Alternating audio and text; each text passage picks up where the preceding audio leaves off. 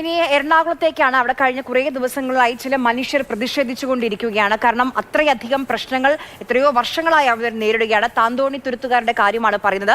എന്തായാലും അവസാനം ഒരു സർക്കാർ ഈ വിഷയത്തിൽ ഇടപെടാൻ തയ്യാറാകുകയാണ്. ഈ വെള്ളക്കെട്ട് പ്രശ്നത്തിൽ മന്ത്രി പി രാജീവുമായി നാളെ ചർച്ചയുണ്ടാകും. പത്തടിപ്പാലം ഗസ്റ്റ് ഹൗസിൽ പ്രദേശവാസികളുമായി മന്ത്രി ചർച്ച നടത്തും. കൊച്ചിയിലെ ജിഡ ഓഫീസിന് മുന്നിൽ നാട്ടുകാരുടെ രാപ്പകൽ സമരം 3-ാം ദിവസവും തുടരുകയാണ്. ശ്യാം ആണ് വിവരങ്ങൾ നൽകുക. ശ്യാം, ഇത് അരുൺ ശങ്കറാണ് വിവരങ്ങൾ നൽകുക. അരുൺ, കഴിഞ്ഞ കുറേ ദിവസങ്ങളായി തുടരുന്നതാണ് നാട്ടുകാരുടെ പ്രതികരണങ്ങളൊക്കെ കഴിഞ്ഞ ദിവസം നമ്മൾ കണ്ടാണ്. വല്ലാതെ മനസ്സുമടുത്താണ് അവരിങ്ങനെ ഒരു പ്രതിഷേധത്തിന് ഇറങ്ങേണ്ടി വന്നത്.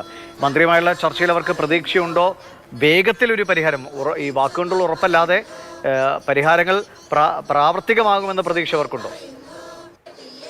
ആകണം എന്നുള്ളത് തന്നെയാണ് അവരുടെ ആവശ്യം. അല്ലെങ്കിൽ അവരുടെ ജീവൻ തന്നെ വഴിമുട്ടി പോകും. കാരണം അവരുടെ കിടപ്പാടത്തിലേക്ക് വെള്ളം ഇരച്ചെത്തുന്ന ഒരവസ്ഥയുണ്ട്. കിടക്കാൻ പോലും, രാത്രി കിടന്നുറങ്ങാൻ പോലും കഴിയാത്ത അവസ്ഥയുണ്ട്. ഇതിനെ തുടർന്നാണ് അവർ പ്രതിഷേധവുമായി രംഗത്ത് വരികയും ജില്ലാ ഓഫീസിന് മുന്നിൽ കുത്തിരിപ്പ് സമരം നടത്തുകയും ചെയ്യുന്നത്. അവർക്ക് ഈ പ്രദേശത്ത് ഔട്ടർ ബണ്ട് സ്ഥാപിക്കണം എന്നുള്ളതാണ് ആവശ്യം. 64 കുടുംബങ്ങളിലായി ഏകദേശം 300ഓളം പേർ ഇവിടെ താമസിക്കുന്നുണ്ട്. അപ്പോൾ ഞങ്ങളുടെ സംരക്ഷണത്തിന് വേണ്ടി ഔട്ടർ ബണ്ട് സ്ഥാപിക്കുക എന്നൊരു ആവശ്യമാണ് ഈ പ്രദേശവാസികൾ ഉന്നയിക്കുന്നത്. ഈ വിഷയത്തിൽ ഇപ്പോൾ സംസ്ഥാന സർക്കാർ ഇടപെടുകയാണ്.